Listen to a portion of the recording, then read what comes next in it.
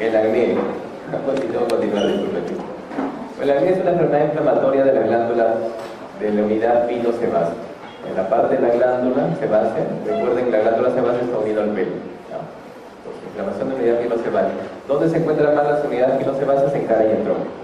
Aparece desde desde que entra a la pubertad, 9, 10 años de edad y puede ir hasta los 25 años de edad. Está asociado a factores hereditarios. Si mi papá y mamá tuvo un acné severo, probablemente yo tenga un acné severo.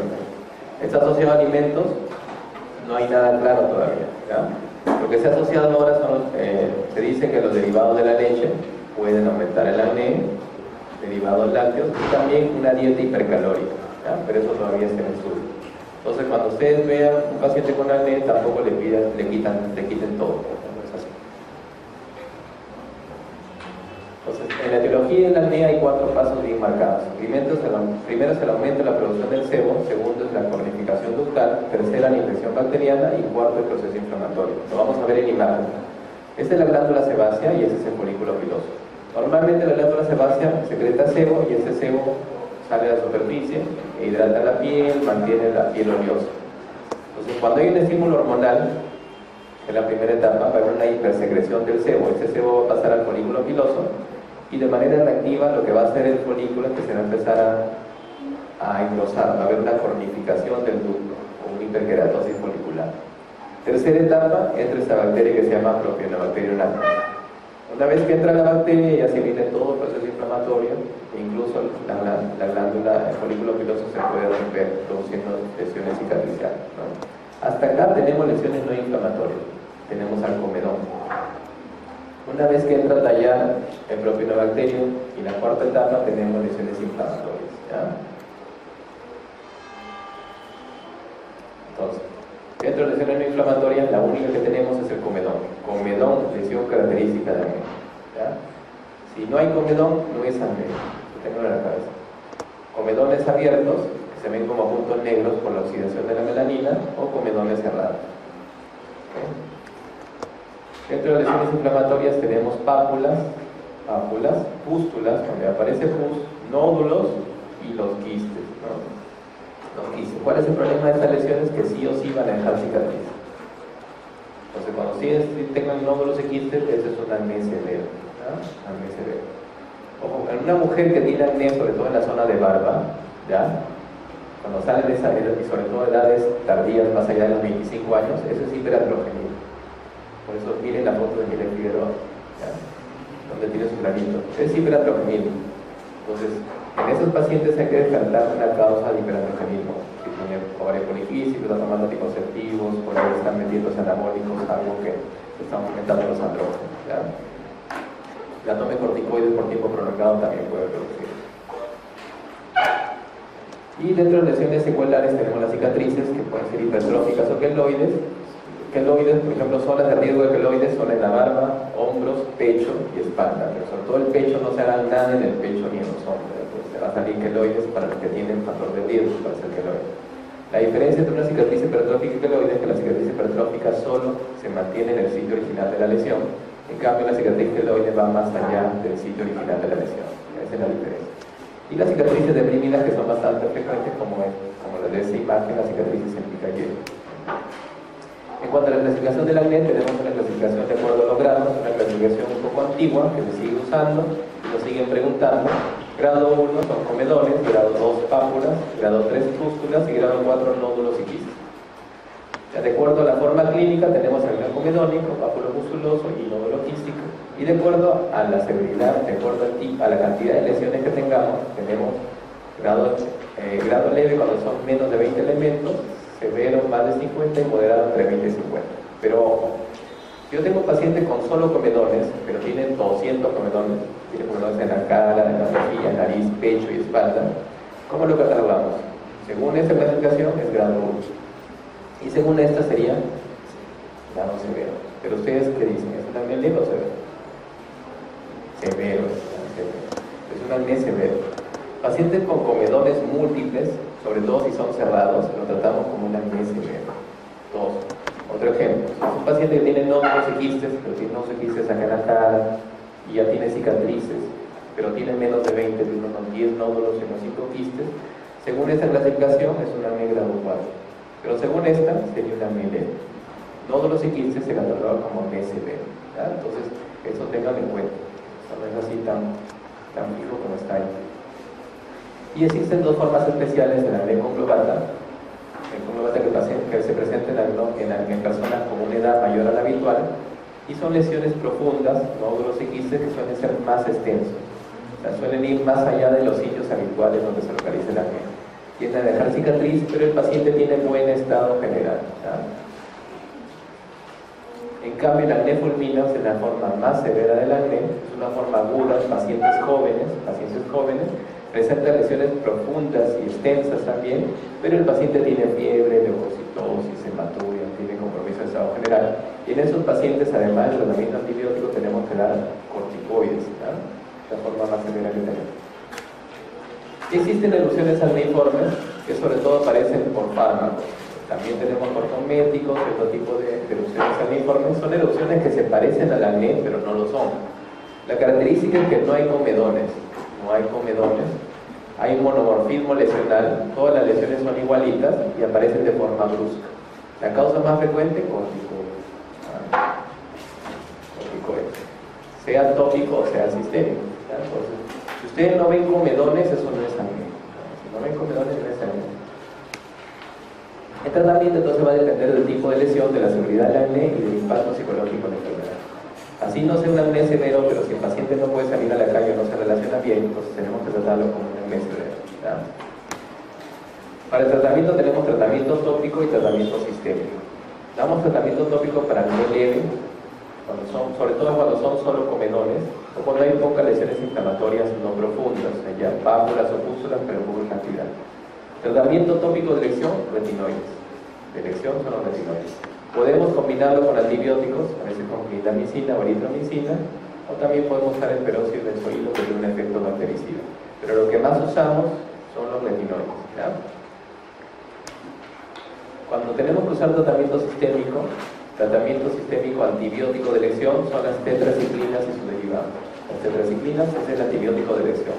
Tetraciclina, doxiciclina, minoxiclina o lineciclina, cualquiera que sea. Usamos macrólidos sobre todo en pacientes menores de 12 años, en los cuales no usamos tetraciclinas. Podemos usar eritromicina o acitromicina. Y trimetromicina y sulfametazol usamos en acné, en los cuales esté contraindicado las tetraciclinas, o acné nódulo quístico, en el cual no podemos usar isotretinoína. La isotretinoína es el mejor medicamento que tenemos, ¿ya? Lo usamos para acné severo, para acné nódulo quístico y para acné refractario. ¿Okay? ¿Cuál es el problema de la isotretinoína? Es que es teratogénico. Si vamos a usar isotretinoína, tenemos que decirle a la paciente que no puede salir gestando. Tenemos que hacerle una prueba de embarazo antes de iniciar el tratamiento si es mujer. Es un derivado de la vitamina A, es un derivado retinoide. Inhibe la función de las glándulas sebáceas y en realidad bloquea las 4 etapas del acné. Es el único medicamento que actúa en las 4 etapas del acné. El único que actúa en las 4 etapas es la isotretinoína, ¿ya? El principal problema entonces es que es teratogénico. No es el más frecuente, pero es el principal. El más frecuente es que la piel se le va a secar y se le van a descamar los labios. Cerosis de piel y de labios, ¿ya? El efecto adverso laboratorial más frecuente, hipertrigliceridemia. También produce aumento de colesterol y produce también alteración de transaminasa. Entonces, el paciente que va a usar isotretinoína, si es mujer, prueba de embarazo. Y para todos, prueba hepática y perfil lipídico, ¿ya? El tiempo por el cual se debe usar isotretinoína, por lo menos 6 meses, de 6 meses a 12 meses. Este es un algoritmo, ya lo pueden revisar después, para acné comedónico, tratamiento tópico, ¿ya? Tratamiento tópico, sobre todo con retinoides, y podemos asociar, o podemos hacer combinación de tratamiento. Si es un acné papulopustuloso leve, hacemos tratamiento tópico. Si es de moderado severo, antibióticos orales. Si es un acné nódulo quístico, de inicio tenemos que considerar la isotretinoína, ¿ya? La lesión elemental del acné vulgar es, ¿cuál? Ya muy fácil, ¿eh? La ponen varias veces. ¿Qué lesión caracteriza el acné juvenil grado 3? Hace poquito lo han preguntado. ¿Cuál? Grado 1, comedón. Grado 2, pápula. Grado 3, útero. Y grado 4, nódulos y quistes. Así es, ¿eh? Dominantemente son pústulas en el grado 3. Tratamiento del acné vulgar se dirige a la eliminación de los comedones mediante frotado vigoroso de la piel, eliminación de grasas de la piel, dieta exenta de alimentos grasos, normalización de la cristalización folicular y prevención de la dieta triglicérica. ¿Cuál es? Por descarte nomás. Frotado vigoroso de la piel, nada. Eliminación de grasa de la piel no tiene nada que ver, alimentos grasos tampoco, prevención de la hipertriglicemia no tiene nada que ver, sería esta. Esta es la segunda etapa. La cornificación ductal o hiperkeratosis folicular es la segunda etapa. Recuerden, la primera, hipersecreción sebácea. La segunda, cornificación ductal. La tercera, colonización por propionatero langnes. Y la cuarta, proceso inflamatorio. Son las 4 etapas. Entonces, el tratamiento tiene que ir a cortar cualquiera de esas 4 etapas. Adolescente de 15 años con acné presenta a nivel de cara lesiones tipo comedones, pústulas, pápulas y nódulos. ¿Cuál es el grado del acné? Grave o severo, ¿no? No hay moderadamente grave ni moderadamente leve. Leve, moderado o severo. Ahora, ¿por qué es severo? Porque tiene todo tipo de lesiones y además tiene lesiones nódulo quísticas, ¿no? Aunque tenga nódulos ya es suficiente. Es un acné grave. Adolescente de 15 años presenta desde hace 2 años en cara y tronco las siguientes lesiones: pápulas, pústulas, comedones y lesiones nódulo quísticas. ¿Cuál es el tratamiento tópico de primera lesión? Primero, ¿qué acné es? ¿Qué grado es? Es un acné severo. Si es un acné, ¿qué le darían a este paciente de primera elección? Es acné severo y además tiene, porque tiene 2 años, tiene lesiones en cara y tronco, son lesiones extensas y además tiene nódulos y quistes. Es un acné severo con nódulos y quistes, ¿no? Entonces, de elección, ¿qué le tienen que dar? Isotretinoína. De elección tendrían que darle isotretinoína por vía oral. Esa sería la primera alternativa. Pero acá te pregunta tratamiento tópico.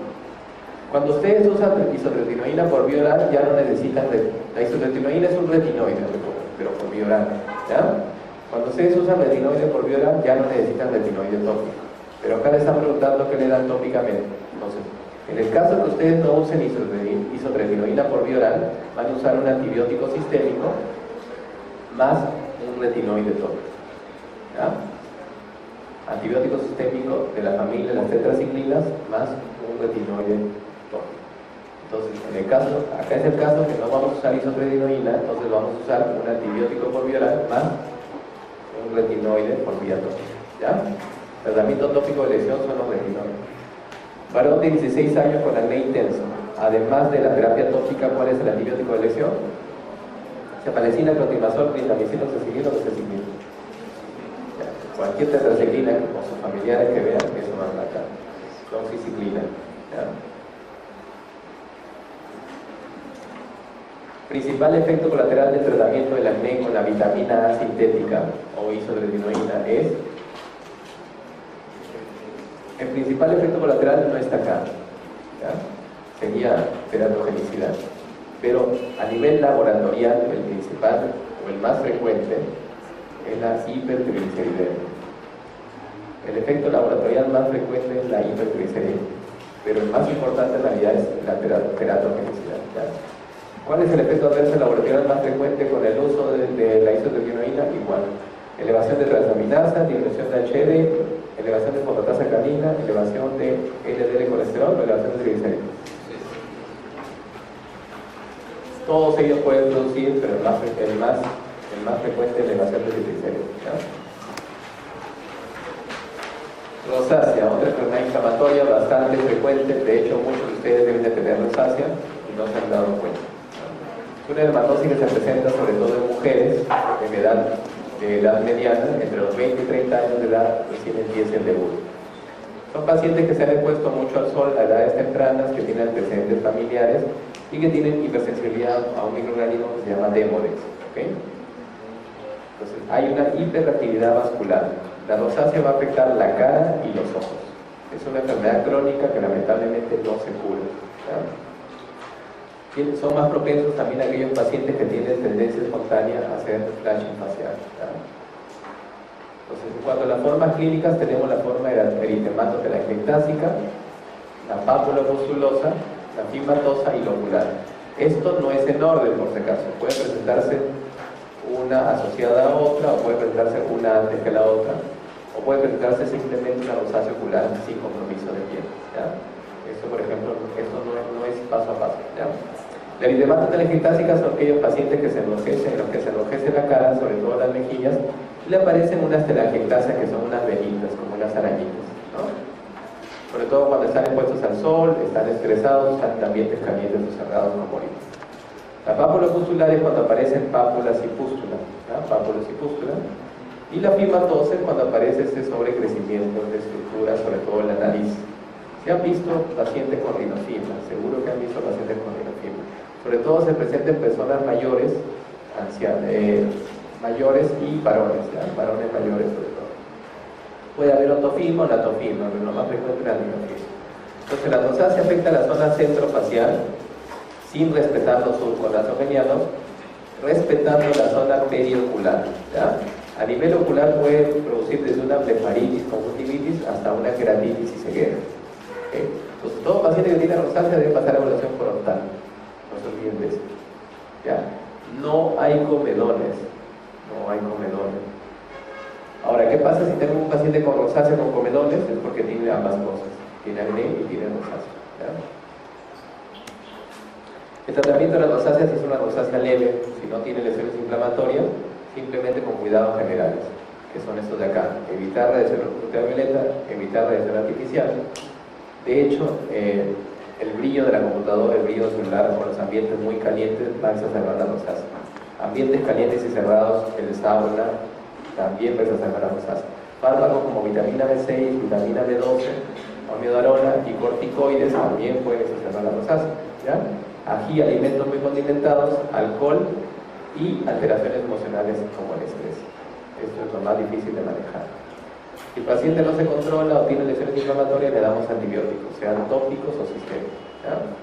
Igual que el acné, podemos usar tetracyclina por vía oral, y a nivel tópico lo que más se usa es el metronidazol. A nivel tópico más se usa el metronidazol. Retinoides por vía oral, la isotretinoína se puede usar sí para casos severos. Y lo otro importante es la fotoprotección, bloqueador solar, ¿ya? Bloqueador solar. Bloqueador solar, con que sea 50, es una protección extremadamente alta. Los bloqueadores de ahora salen como 50 más, no sé si han visto, ¿no? No hay diferencia entre un bloqueador de 50 o 100, la diferencia es mínima. O sea, con que sea, por eso ahora los bloqueadores están saliendo así, 50 más. Y hay que reaplicar cada 3 horas el bloqueador. Si es posible, cada 2 horas. Pero así sea un bloqueador de 100, lo máximo que te asegura protección es de 3 horas, ¿ya? Dermatitis seborreica es otra enfermedad inflamatoria crónica que puede aparecer desde edades tempranas, pero lo más frecuente es que sea en la adultez. En los niños se presenta como la costra láctea, ¿no? Costra láctea, dermatitis seborreica infantil. En la patogenia está involucrado la malacesia furfur, y en el adulto, que es lo más frecuente, va a presentarse compromiso centrofacial. ¿Se parece mucho a una rosácea? Sí, se parece mucho. La diferencia, ¿cuál es con la rosácea? Porque igual puede cursar con eritema. Las telangiectasias no son propias de las rosáceas. Cualquier paciente que se ponga mucho al sol le van a aparecer telangiectasias. Incluso hay niños que nacen con telangiectasias, ¿ya? Entonces estas telangiectasias no son solo de la rosácea. Es un paciente que tiene eritema centrofacial, que no respeta los surcos, pero además tiene descamación, ¿ya? Eso es lo que hace el diagnóstico. Descamación a nivel de cuero cabelludo, le sale caspa, descama la zona centrofacial, los pliegues nasogenianos y la parte retroauricular, detrás de las orejas. Esos son sitios típicos. Y característicamente esto aparece cada vez que el paciente está con estrés. Está preocupado, va a dar un examen, por lo tanto, dermatitis seborreica. Así es. Ahora, por ejemplo, si ustedes tienen una mujer con dermatitis seborreica y no tiene compromiso de surcos, si tiene un eritema centrofacial, ¿esto qué es? Lupus, eritema malar. El eritema malar respeta los surcos nasogenianos, ¿ya? Por si acaso. Tratamiento: le damos corticoide tópico por unos días, o también podemos usar ketoconazol, pero por vía tópica. Ya no se recomienda ketoconazol por vía oral, no deben usar, ¿ya? Ketoconazol tópico. La psoriasis es otra enfermedad que también la habrán visto y la van a ver, que se presenta con relativa frecuencia. Es una enfermedad que cursa con eritema y descamación, ¿ya? Es una enfermedad sistémica, Actualmente se le consideraba solo una enfermedad de piel, pero ahora se sabe que esos pacientes tienen un estado inflamatorio permanente, o sea, tienen mayor riesgo de hacer infarto de miocardio, de morir de accidente cerebrovascular o de cualquier otro problema cardiovascular. La etiología es desconocida y aparece sobre todo en adultos, teniendo 2 picos de presentación y es crónico. El paciente presenta exacerbaciones y remite, se exacerba y remite. Entonces, en cuanto a la patogenia, hay factores genéticos, como en casi todo. El gen que más asocia es el SOS1, hay una alteración inmunológica y los factores ambientales son los que juegan un papel importante, ¿no? En cuanto a los medicamentos, los que producen exacerbación de rosácea o brotes, tenemos a los corticoides. Los corticoides han metido casi en todo. Y también tenemos otros medicamentos como los YECAS, ¿ya? Los antihipertensivos, los YECAS también suelen producir brotes, sobre todo cuando usan corticoides por dosis altas y los cortan de manera brutal también, ¿ya? En cuanto a las infecciones, el estreptococo, beta hemolítico y el VIH sobre todo se asocian mucho. Y el estreptococo se asocia a una forma que se llama psoriasis gutata o en gota, que lo vamos a ver más adelante, ¿ya? Psoriasis en gota. El trauma externo al fenómeno de Kepler también, como les contaba, paciente que somete a una cirugía y en la zona de cirugía hace infecciones de psoriasis. El estrés, también como en todo, también está metido, y el alcohol y los cigarrillos también producen empeoramiento de la psoriasis. Clínicamente la psoriasis, la lesión de la psoriasis es una placa. Es una placa eritematosa, de un color medio rosado, pero que tiene una descamación gruesa, es una descamación plateada. Esta es la clave. En una pregunta le van a poner esto, descamación plateada. ¿Okay? Sitio más frecuente donde aparece la psoriasis, cuero cabelludo. 90% de la psoriasis aparece en cuero cabelludo. Otros sitios donde aparece con frecuencia son zonas de extensión, codos y rodillas, ¿ya? Y también región lumbosacra. En cuanto a los signos clínicos de la psoriasis, el signo de Auspitz que suelen preguntar, voy a hablarle de 2 más, solo para que los conozcan.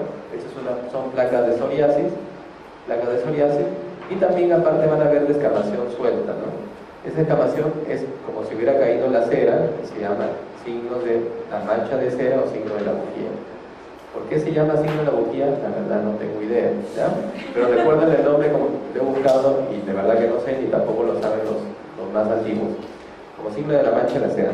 Ahora, si una lesión de psoriasis ustedes la raspan, van a ver una membrana muy delgadita que se llama signo de la membrana de ducto. Y si siguen raspando, van a ver un punteado, un sangrado puntiforme. Y este es el signo de Auspitz o rocío sangrante, que eso sí lo pregunto, ¿ya? Rocío sangrante. ¿Okay? En cuanto a las formas clínicas de la psoriasis, tenemos la forma en placa, que es la más frecuente, también llamada psoriasis vulgar, la forma psoriasis en gotas, la pustulosa, eritrodérmica invertida, unguial y artritis psoriásica. La psoriasis en placa es esta, ¿no? Que aparece en cuero cabelludo, zonas de extensión y en la zona lumbosacra. Si se dan cuenta, es simétrica, aparece a un lado y aparece al otro lado. La psoriasis siempre es simétrica, ¿ya? Tiene una descamación gruesa y plateada, ya más o menos recuerden el color, ya ese color es característico de la psoriasis. La psoriasis palmoplantar afecta palmas y plantas como un engrosamiento. ¿Ya? Si ustedes ven esto y lesiones de psoriasis en el cuerpo es fácil, pero si solo ven compromiso palmoplantar, si es un paciente joven, ¿qué otra cosa deberían descartar? Sexualmente activo, con antecedentes de úlcera genital, secundarismo luético, sífilis secundaria, no se olviden de eso. Si es un abuelito que tiene además pérdida de peso y todo lo demás, síndrome paraneoplásico, ¿verdad? La psoriasis en gota, y también llamada psoriasis gutata, es una psoriasis que aparece en pacientes jóvenes, adolescentes, ¿no? Jóvenes, adolescentes. Son pacientes que tienen una infección por estreptococo en la garganta y 2 semanas después desarrollan una erupción que se caracteriza por pápulas pequeñas, son pápulas, miden menos de 0.5 centímetros, ¿ya? Tienen una descamación igual típica plateada, pero así como vienen se suele ir, dura unas semanas y se va, ¿ya? Entonces esta psoriasis está desencadenada por estreptococo, ¿okay? Y eso es lo que siempre pregunto. La psoriasis pustulosa puede ser solo de presentación palmoplantar, también a nivel unguial o generalizada.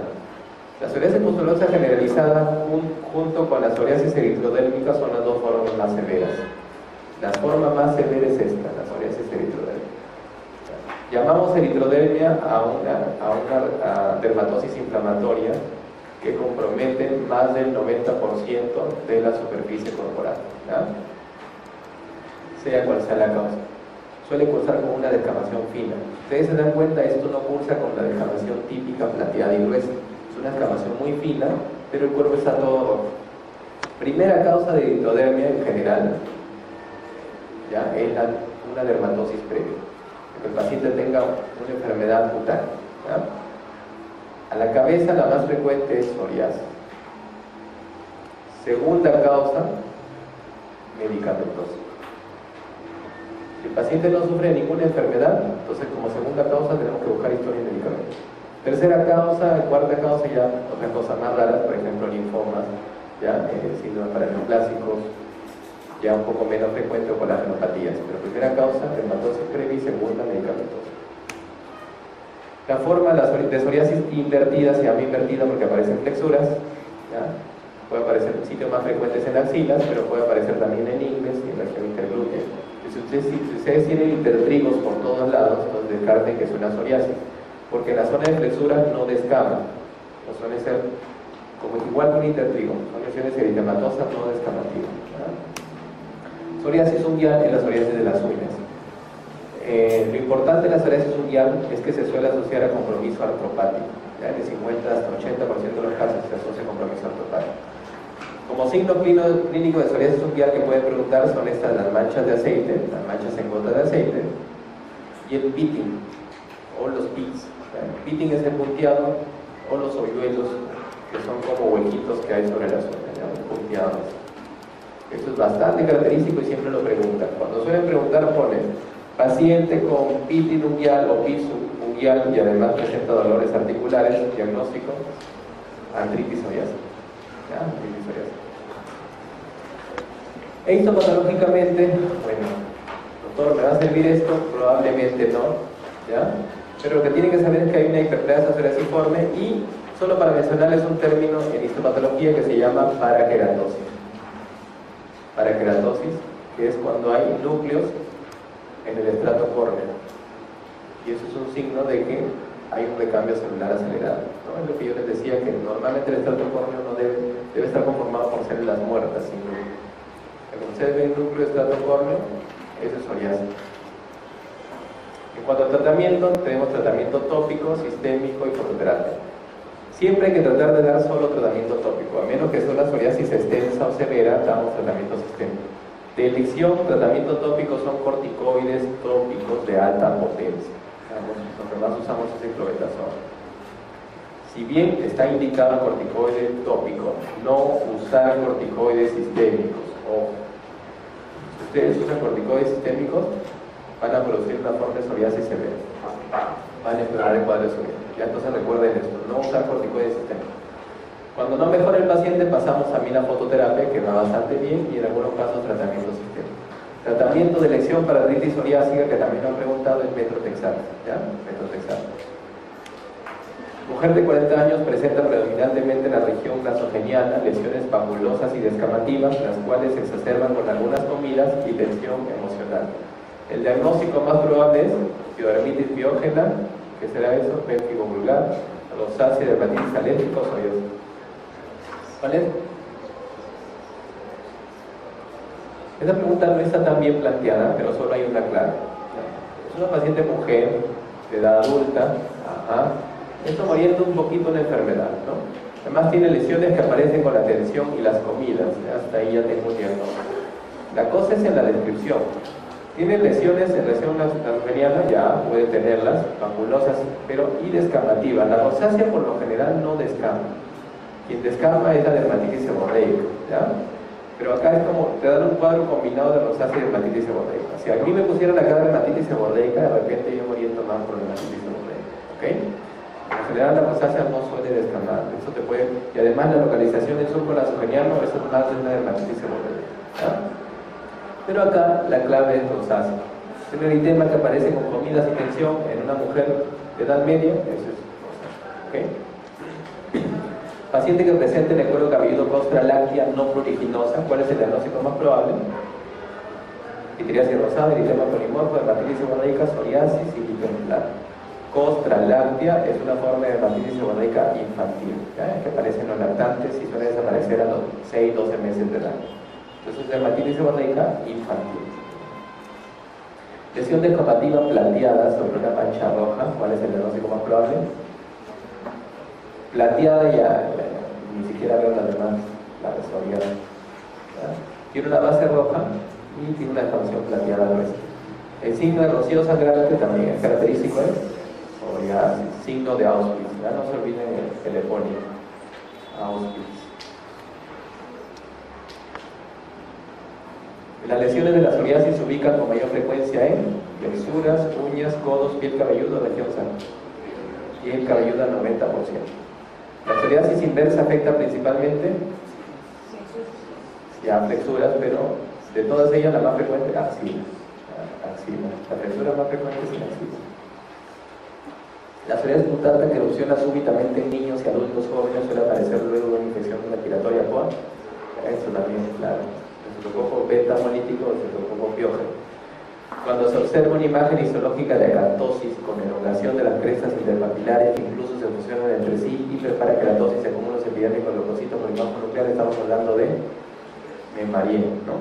Pero claro, estamos viendo psoriasis en psoriasis. Pero acá lo que marca el diagnóstico es esto, es paraqueratosis, ¿ya? No se olviden. Así no sepan lo que es lo demás, si ustedes vean paraqueratosis, eso es psoriasis. Pero mire, les voy a enseñar la imagen solo para que le digan que no les miento. Estos son los abscesos, o es el infiltrado de polimorfos nucleares, la hiperplasia epidérmica, la elongación que se fusionan entre sí. Todo eso está en imagen, ¿ya? Para que ellos lo vean. Y estos vasos dilatados en la dermis es lo que ocasiona el signo de Auschwitz positivo. Por eso que cuando usted raspa, sangra rápidamente, hay un sangrado multiforme. ¿Ya? Pero eso ya es para la especialidad. Lo que deben de saber es la paraqueratosis. Para que no se queden con la gana. A ver, ¿cuál de las siguientes condiciones no es causa de una eritrodermia generalizada? Reacción adversa a medicamentos, psoriasis, micosis fungoide, dermatitis exfoliativa o lupus discoide. Reacción adversa a medicamentos dijimos que es la segunda causa como lupus general. Micosis, psoriasis también dijimos que es la primera causa incluso. Micosis fungoide, ¿qué es la micosis fungoide? Un hongo, ¿qué es? Linfoma, no Hodgkin, cutáneo, de células T. Y es el linfoma más frecuente en la piel. El linfoma cutáneo más frecuente, ¿ya? De células T. Entonces, la micosis fungoide puede ser una ectodermia, sí, también. Bueno, ya. La dermatitis exfoliativa es dermatitis exfoliativa estafilococcus, es el otro nombre del síndrome de piel escaldada, ¿ya? También se puede hacer. Si la piel escaldada se pone todo rojo, como una escarlatina, recuerda, ¿no? El lupus discoide, si no, el lupus discoide, como su nombre lo dice, cursa con lesiones tipo disco, no he puesto una foto, pero la característica es que suelen tener una atrofia central. Están rojitos y luego hay una atrofia central blanquecina, ¿ya? Y aparece más en zonas fotoexpuestas, ¿okay? Es la forma más frecuente del lupus cutáneo crónico. La forma más frecuente del lupus cutáneo crónico es el lupus discoide.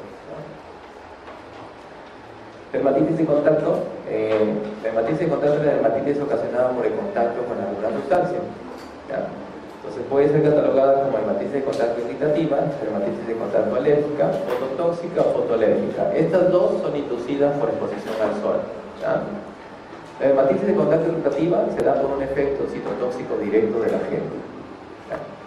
Mayormente estos pacientes no tienen antecedentes de atopía o alergia y suele comprometer a varias personas a la vez, ¿ya? Suele afectar a varias personas a la vez. La dermatitis alérgica, en cambio, es idiosincrática, es propia de cada organismo. Es por una respuesta de hipersensibilidad tipo 4 y es más frecuente en personas que tienen atopía o algún tipo de alergia. Y suele presentarse, si varios son expuestos a un mismo producto, solo uno de ellos suele ocasionar la reacción, ¿ya? La dermatitis de contacto inducidas por el sol, tenemos la fototóxica y la fotoalérgica. La más común, la que pueden ver por ahí en algún momento, dentro de la fototóxica, es la fitofotodermatitis.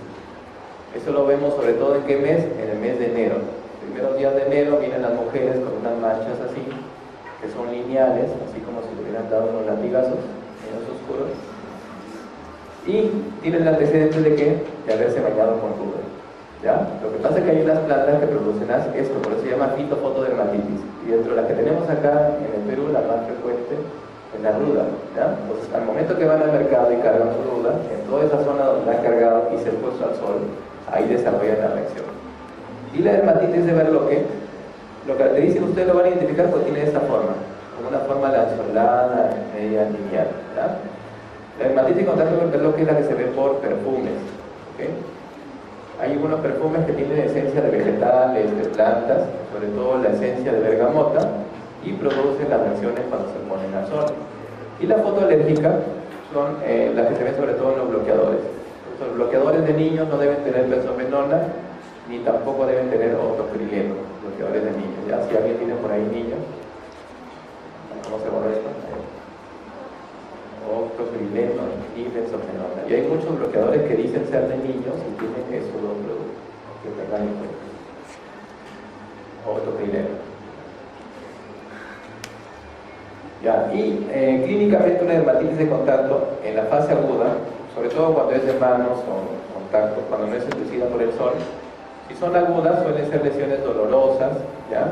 Que tienen mucho eritema, pueden tener vesículas y ampollas y son húmedas, son lesiones húmedas, dolorosas y secretantes. En cambio, mientras se va haciendo más crónica la lesión, lo que hay es liquenificación. Si se dan cuenta, las líneas de la piel empiezan a marcarse más, hay cambios de pigmentación, la piel se pone seca, ¿ya? Y hay fisuras. Entonces, una lesión aguda es húmeda y una lesión seca, una lesión crónica es seca. El tratamiento, como le dije, si es una lesión húmeda le dan lociones o soluciones o fomentos. Si es una lesión seca usan pomadas o ungüentos, ¿ya? Y el tratamiento de la dermatitis de contacto es primero eliminar el agente causal. Si es una dermatitis de contacto fotoinducida, evitar la exposición al sol, y podemos usar corticoides tópicos y antihistamínicos orales en la etapa 1, ¿ya? Vamos a ver estas preguntas. ¿Qué característica clínica no suele presentarse en una dermatitis de contacto aguda? Vesículas, dolor, eritema, exudación o liquenificación. ¿Vale? Liquenificación. Muy bien, liquenificación es característica de una lesión crónica. En el eczema las lesiones crónicas son eritematosas, exudativas, descamativas, dolorosas o ulcerativas. A ver, eritematoso es etapa aguda. Exudativa también. Entre más húmedo, más agudo. Dolorosas también, se pueden ulcerar, sí, con ampollas también. La descamación y la sequedad es una característica, junto con la liquenificación, de un eczema crónico, ¿ya? Mujer de 20 años peladora de espárragos desde hace 4 meses presenta lesiones eritematosas pruriginosas micropapulares localizadas en dorso de antebrazo, cara y cuello. Las lesiones también se han identificado en algunas compañeras de trabajo que no presentan antecedentes de atopía. Su primera impresión es acarosis, dermatitis por contacto, pitidiasis rosada, dermatofitosis o rosácea. Conscientemente, ¿qué hubieran marcado? Acarosis. Mira, muchos, incluso en sus banquitos creo que está esto como acarosis. Hay unos bancos ahí de peor. ¿Por qué confunde? Acá el principal distractor, pitidiasis rosada no es, ya no está claro. Dermatofitosis, tampoco, bueno, no tiene la historia de rosácea. No, pero la rosácea no aparece en el antebrazo, en el cuello, suele localizarse solo en la cara, ¿ya? Entonces tampoco es. Dermatitis de contacto o acarosis. A ver, el principal distractor es acarosis justamente por eso, porque dice que tiene lesiones en los brazos, cara, pero además que hay compañeras de trabajo con el mismo cuadro. Eso puede confundir. Pero fíjense dónde están las lesiones. Están en el dorso, el antebrazo, cara y cuello. Son zonas fotoexpuestas. O sea, es en esta zona, no es acá. La acarosis viene por acá, ¿ya? Viene por esta parte. Esas son zonas fotoexpuestas, cara, cuello y antebrazo. Entonces, es algo inducido por el sol, para empezar. Ahora, ¿pero por qué tiene esa dermatosis? Acá hay un dato importante, es una peladora de espárragos. Entonces, probablemente ese espárrago, igual que la fitofotodermatosis, ha tenido contacto la señora con el espárrago, luego ha salido al sol y ha hecho la reacción. Entonces, es una dermatitis de contacto fotoinducida. ¿Por qué es que otras compañeras de trabajo la están presentando? Porque la plantita del espárrago tiene un efecto citotóxico directo. Entonces, es una dermatitis de contacto fototóxica, ¿ya? Fototóxica. Ese es el apellido. Entonces la clave acá es la ley. Mujer de 45 años, ama de casa con antecedentes de asma controlado, presenta prurito en dorso de pies y tobillos que le obligan a rascado intenso, apareciendo luego de un largo tiempo de molestias, placas circunscritas en piel engrosada. Salud. ¿Cuál es el diagnóstico? Dermatitis atópica, líquen simple crónico, psoriasis, dermatitis de contacto, úlcera de contacto. A ver, ¿alguien que le dé una respuesta? Como es asmático dirán, es una dermatitis atópica, ¿no? Vamos a ver ahorita dermatitis atópica. Es una paciente adulta. La dermatitis atópica es rara en adultos. Es una enfermedad básicamente de niños, la dermatitis atópica. Líquen simple crónico. Puede ser, no sé qué es. Psoriasis, no. Ya les dije, la psoriasis en quesitos aparece con frecuencia, ¿ya? Además no suele picar tanto la psoriasis. Dermatitis de contacto podría ser, y eczema crónico también, pero no me dice nada el hecho de que sea un eczema crónico. Es una paciente que tiene antecedente de atopía, sí, ya tiene un asma controlada y tiene lesión en pies y tobillos. Además se rasca por largo tiempo, muy intenso, luego aparece una placa circunscrita con piel engrosada. Esta piel engrosada, ese es el diagnóstico. La piel engrosada, ¿cómo se describe esto? Liquenificación, o sea, tiene liquenificación. Y la liquenificación, le dije, se ve en el líquen simple crónico, ¿ya? La enfermedad más frecuente donde van a ver. Y el líquen simple crónico suele aparecer en mujeres, sobre todo de edad media, que están estresadas y que se rascan los pies. El sitio típico donde aparece el líquen simple crónico es en los pies. Entonces, eso se llama líquen simple crónico. Y aparecen, son lesiones que están ahí, están oscuras y se rascan, y es muy difícil controlar. Acá hay que cortar el prurito para poder mejorar las lesiones. Si la señora se sigue rascando, nunca se va a curar ese líquen, ¿ya? Ese es un líquen simple crónico. Dermatitis atópica. Justo hablando de dermatitis atópica, es una dermatitis inflamatoria, como les dije, básicamente de la infancia, ¿ya? Se presenta durante los primeros años de edad y tiene dos características principales: piel seca y prurito. Son niños que se rascan y tienen la piel seca. Eso es una atópica, ¿ya? Suele comenzar durante la lactancia, de hecho la mayoría inicia durante los 2 primeros años. La dermatitis atópica va subiendo y más o menos entre los 5 y 7 años va a tener una fase de meseta y luego empieza a mejorar a partir de los 9 años. A partir de los 7 años, la dermatitis atópica 7-9 años tiende a mejorar. Por lo general se cura cuando entra la pubertad o la adolescencia. Y hay algunos casos que van hasta la adultez, pero son pocos, ¿no? En cuanto a la patogenia, como todo, hay una sensibilidad genética, hay una alteración inmunológica y además hay un defecto en la barrera cutánea. Lo más importante es esto, el defecto en la barrera cutánea, ¿ya? Los niños no son capaces de tener una piel hidratada, es una falta de hidratación, porque no tienen mutación en algunas estructuras que no permiten que la piel se retenga el agua, ¿ya? Y el 50% de ellos va a tener mutación de filagrina, ¿okay? Que forma parte del factor humectante lateral. Bueno, pero básicamente el principal factor es este, el defecto de la barrera cutánea. Entonces, estos niños requieren usar humectantes todo el tiempo, ¿ya? En cuanto a los criterios diagnósticos, estos son los clásicos de Hanifin, criterios mayores, ya saben, prurito, todo niño con dermatitis atópica se rasca el cuerpo, y el prurito es a cualquier momento, ¿okay? La localización típica es en zona flexural de las lesiones.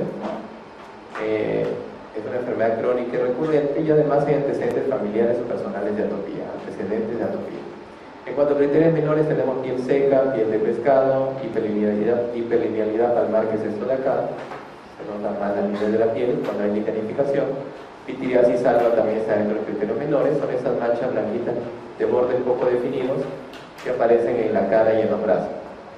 Muchos de estos pacientes son tratados con honguitos, entonces si tienen esas manchas poco definidas, difusas en cara y en las zonas expuestas de los brazos, ese es pitiriasis alba. Estos pacientes simplemente necesitan bloqueador solar y humectación, nada más. El doble pliegue de Denny Morgan, que es este doble pliegue improbitario, también es típico de los atópicos, además de un oscurecimiento de los párpados. Niños que comen algo o con la baba se hacen dermatitis también, y el eczema de pezón. ¿No? Eczema de pezón bilateral probablemente sea atópico. Eczema unilateral, descartar primero enfermedad de Payet, eso es para que lo sepan. Bien, ahora la presentación de la dermatitis atópica varía de acuerdo a la edad. Si es un niño pequeño, es un lactante menor de 2 años, la dermatitis atópica va a estar localizada en mejillas. Mientras más pequeño sea un niño, las lesiones son más exudativas. ¿Okay? Entonces, en un niño pequeño no le buscan flexuras, tienen que ser mejillas. Casi todos los atópicos menores de 2 años tienen compromiso en mejilla. Y además, compromiso en superficies de extensión, porque el niño se va a rascar todo el cuerpo. Las zonas donde se rascan más son las superficies de extensión. ¿Ya? Entonces, lesiones en mejilla y superficie de extensión menores de 2 años. En el niño que ya está más grandecito, mayor de 2 años, en preescolar, la localización ya es flexural. Siguen siendo lesiones exudativas, ¿ya? Pero son flexurales. Y en el adulto también sigue siendo flexural, pero ya está más ligerificada la lesión. O sea, mientras más jovencitos, son más húmedas las lesiones y están en cara. Mientras van aumentando, se localizan en flexuras y se van volviendo más secas. ¿Okay? Tratamiento, lo primero que hay que hacer es humectar la piel todo el tiempo. Recuerden que tienen un defecto en la barrera de la piel y además tienen que usar jabones especiales que se llaman Cinder. Tienen que ser jabones que tengan Cinder, que tengan un pH ácido. ¿Ya? Los jabones normalmente tienen un pH un poco alcalino y eso favorecería una sola infección. Entonces ellos necesitan un pH ácido. Si no mejoran con simplemente esos cuidados, se usan corticoides. ¿Ya? Lo que más usamos son corticoides tópicos. Hay que tener mucho cuidado con el uso de corticoides y si no puede responder a corticoides, usamos tratamiento sistémico. Lo que siempre hay que mantener de base es esto: hidratación de la piel, emolientes y evitar las sustancias irritantes. ¿Okay? Niña de 2 años de edad que desde los 9 meses presenta episodios de lesiones eritematosas descamativas en mejillas, abdomen y partes extensoras de miembros con prurito intenso. Actualmente aparecen lesiones similares después de comer maní. Al examen se evidencian pliegues redundantes e infraorbitarios. ¿Qué tipo de dermatitis consideraría en su presunción diagnóstica? Por ingesta de alimentos, seborreica, alérgica de contacto, hematoide infecciosa o atópica, fácil. ¿Por qué? Es un paciente pequeño, por eso es que tiene compromiso de mejillas y zonas de extensión. Ahora, tiene mucho prurito, sin predominio horario, y además las lesiones se exacerban por comer maní. O sea, esto es el alergeno que está desencadenando un brote de dermatitis atópica, una exacerbación. Y los pliegues infraorbitarios también, tienen todo para dermatitis atópica. ¿Ya? Por ahí algunos han marcado ingesta de alimentos. Entonces no hay que confundir esto. Esto de comer maní puede ser un distractor, ¿ya? Pero es una dermatitis atópica exacerbada por el maní. La dermatitis atópica es una afectación cutánea crónica caracterizada por disfunción de la epidermis y los linfocitos T. ¿Con cuál de las siguientes enfermedades se relaciona? Dermatitis seborreica, asma, dermatitis por contacto, eczema atópico, linfoma cutáneo. ¿Cuál? Asma o eczema. Eczema de contacto es igual a dermatitis. Eczema atópico, es igual a dermatitis atópica, son sinónimos. ¿Ya? ¿Cuál es la diferencia entre eczema y dermatitis? Dermatitis es una inflamación de la piel inespecífica producida por un agente externo. Eczema, en cambio, es por un proceso endógeno. Entonces, el mejor nombre en realidad debería ser eczema atópico, ¿ya? Pero en la práctica se usan como sinónimos eczema o dermatitis. Pero el nombre real debería ser eczema atópico. ¿Por qué en la dermatitis atópica las lesiones aparecen por un problema, por una disregulación endógena? ¿Ya? Entonces la clave acá sería eczema atópico no, porque es lo mismo que decir dermatitis atópica. ¿Ya? Entonces la dermatitis atópica se asocia a 2 patologías más: rinitis alérgica y asma. De hecho se habla de una marcha atópica. Pacientes que tienen marcha atópica inician con dermatitis atópica, luego hacen rinitis alérgica y luego hacen asma. Eso se llama marcha atópica. Entonces la clave acá sería asma. Niño de 5 años presenta lesiones eczematosas crónicas en flexuras de brazos y piernas que producen intenso prurito, asociados a una queiditis descamativa de labios. ¿Cuál es el diagnóstico más probable? 5 años ya tiene lesiones flexurales. Lesiones flexurales, entonces, con intenso prurito, y la descamación en labios también es un criterio menor, tiene una dermatitis atópica. Es característico la dermatitis atópica del lactante, prurito nocturno, liquenificación en flexuras, eczema exudativo en mejillas, descamación de cuero cabelludo o pitiriasis alba. ¿Vale? Lactante es sinónimo de mejillas. ¿Ya? Así, a la cabeza, si lactante, tiene cabeza, venirse a la cabeza mejilla. Eczema exudativo en mejilla. La fresura ya es característica de niños un poco mayores. Niña de 2 años que desde los 9 meses presenta episodios de lesiones eritematosas reclamativas en mejillas, abdomen y partes extensoras del miembro con prurito intenso. Eso ya lo vimos, ¿no? Ese está repetido. Ya ese es dermatitis atópica. Escolar de 6 años presenta desde los 11 meses episodios recurrentes de erupción pápulo-vesicular y de dermatosis pruriginosa en cuero cabelludo y región retroauricular. Antecedente de otitis intermitente, al examen piel serótica con zonas de ligenificación. ¿Qué tratamiento le indicaría? 6 años y presenta de los 11 meses una dermatosis crónica, ¿no? Ya tiene como 5 años de enfermedad. Son episodios recurrentes, pápula, vesícula, eritematosa y pruriginosa en cuero cabelludo y región retroauricular. Es cierto, niños más grandes pueden comprometer. ¿Recuerdan la imagen de dermatitis infectiva? La dermatitis infectiva que se llama lesiones en cuero cabelludo y zonas retroauriculares. También se ven en niños con dermatitis atópica. ¿Ya? Entonces, el antecedente de rinitis intermitente también es importante, va sumando para un proceso atópico. Y además la piel serótica con ligenificación. Como ya es un niño grande, ya tiene zonas de ligenificación. Entonces, estamos frente a una dermatitis atópica. Ahora, ¿qué tratamiento le indican? Jabón de glicerina y antihistamínicos, corticoides sistémicos antihistamínicos, crema humectante y antibióticos, corticoides tópicos antihistamínicos, tacrolimus y ciclosporina. ¿Cuál es? Jabón de glicerina no. Lo que recomendamos son los sin, ¿ya? Que son sustituto de jabón sin detergente. Antihistamínicos podemos usar sí. Antihistamínicos sí. Corticoides sistémicos, no usar corticoides sistémicos de dermatitis atópica. No se usa. Te mejoran al paciente, le dejas de dar corticoides, pero tan peor. ¿Ya? No se usa corticoides sistémicos. Crema humectante, sí. Hay que humectar la piel. Antibióticos, ¿por qué? No tiene ninguna herida infectada. Aunque es verdad que los pacientes atópicos suelen infectarse, colonizarse por estafilococos, pero en este caso no tiene signos de una lesión infectada. Corticoides tópicos, sí. De hecho, después de la humectación es lo que más usamos, los corticoides tópicos y antihistamínicos también. Tacrolimus también usamos de manera tópica, ¿ya? Y ciclosporina ya para casos ya un poco más rebeldes, casos refractarios al tratamiento tópico. La clave acá sería la D. Alopecia, ¿cuánto nos falta? A ver. Alopecia significa caída de cabello, ¿ya? Normalmente, para que sepan, cuando vengan los pacientes diciendo doctor se me cae el cabello, díganle señor, el cabello se puede caer hasta 90 sin cabello por día, y es normal, ¿ok? Entonces, el cuero cabelludo existe entre 100.000 y 150.000 cabellos. En cuanto a la clasificación, existen alopecias congénitas y alopecias adquiridas, ¿ya? Y dentro de las adquiridas vale la pena dividirlas entre cicatriciales y no cicatriciales. Este es el ciclo del pelo, ¿ya? El pelo puede estar en la fase anágena, que es la más larga, que puede durar hasta 7 años. El 90% de los pelos están en esta fase. La segunda fase, que es una fase de transición, se llama fase catágena, es la más corta. Y la fase telógena, en la cual se pierde el pelo y va apareciendo otra, dura 100 días y es la fase en la cual se encuentra el 10 a 20% de los folículos pilosos. Entonces, clasificando a la alopecia, dentro de la alopecia congénita tenemos pacientes que nacen sin pelos, la alopecia generalizada, ¿ya?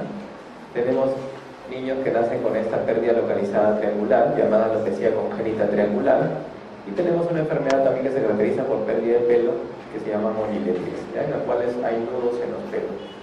Bueno, esto solo para que lo conozcan, ¿ya? Que existe una alopecia congénita, sí. Dentro de la alopecia adquirida, que es lo que pueden preguntar por ahí, tenemos la no cicatricial y la cicatricial. La no cicatricial es la que no deja cicatriz.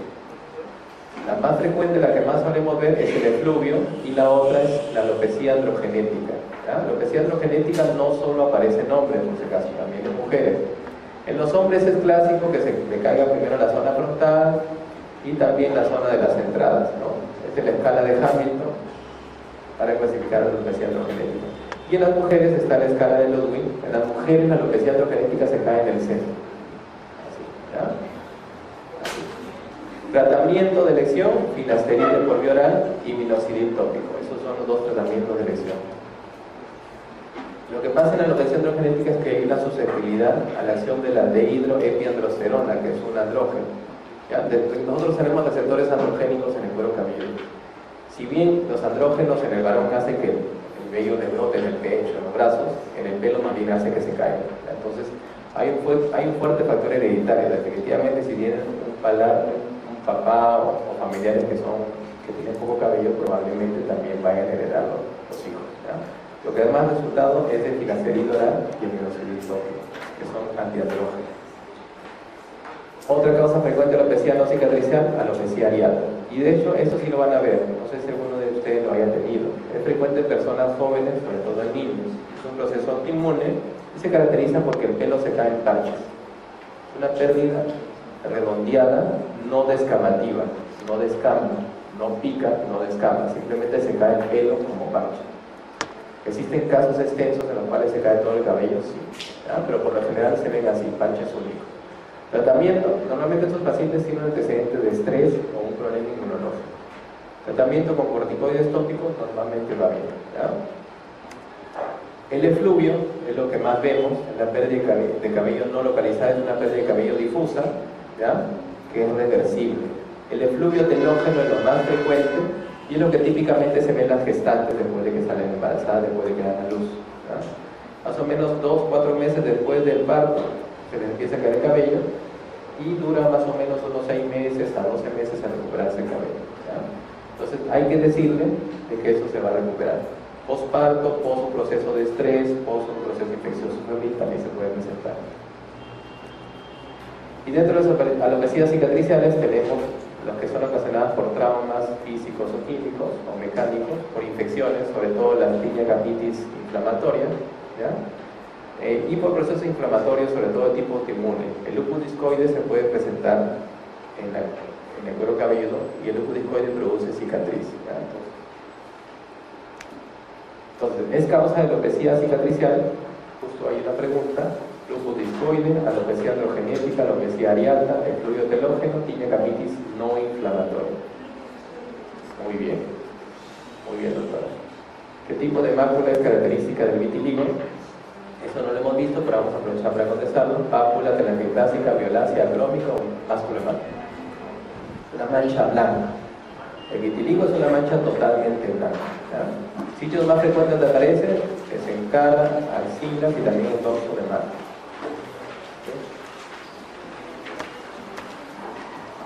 Pénfigo, ¿cuánto faltan? Una hora más o menos, ¿no? Ya.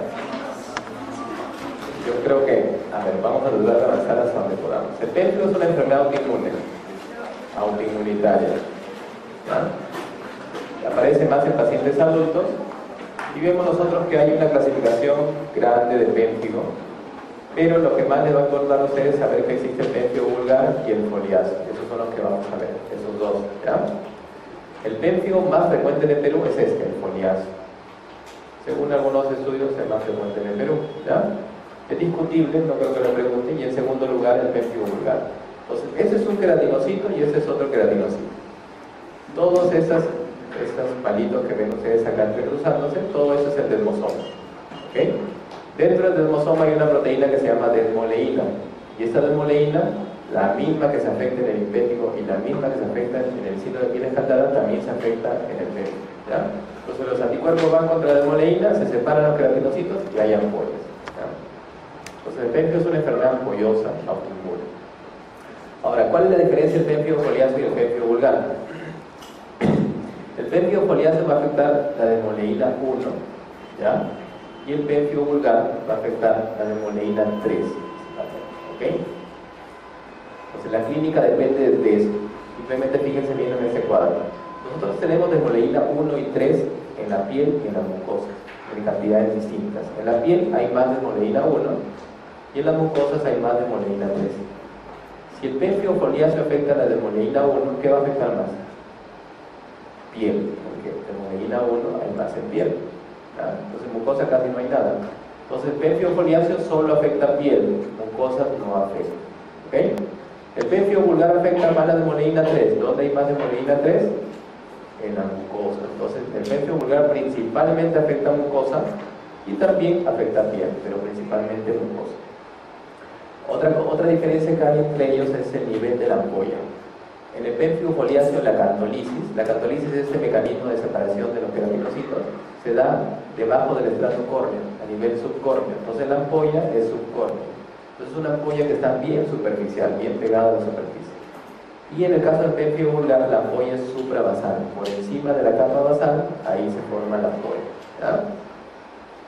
Entonces, ¿cómo me acuerdo yo? Yo me acuerdo siempre que la F está antes que la V, y por eso que el 1 está antes que el 3. ¿Ya? Pérfido foliáceo se movila 1, pérfido vulgar se movila 3.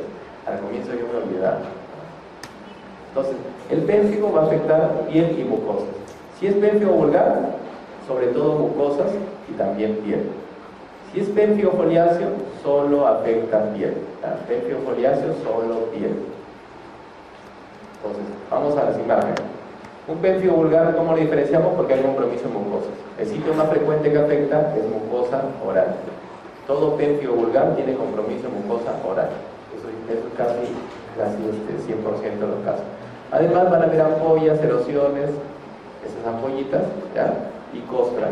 Tiene Nikolsky positivo, recuerden. Y en pérfido foliáceo, ¿cómo se ve? ¿Se ven ampollas? No, se ve como una descamación. ¿Y por qué, doctor, se ve una descamación? Porque recuerden que el nivel de la catolisis es debajo del estrato córneo. Como es tan superficial, sale el estrato córneo como escamas y no se ve la ampolla. Son ampollas muy superficiales que no se llegan a formar. Se le llama también pérfido seborreico, porque tiene ese aspecto seborreico.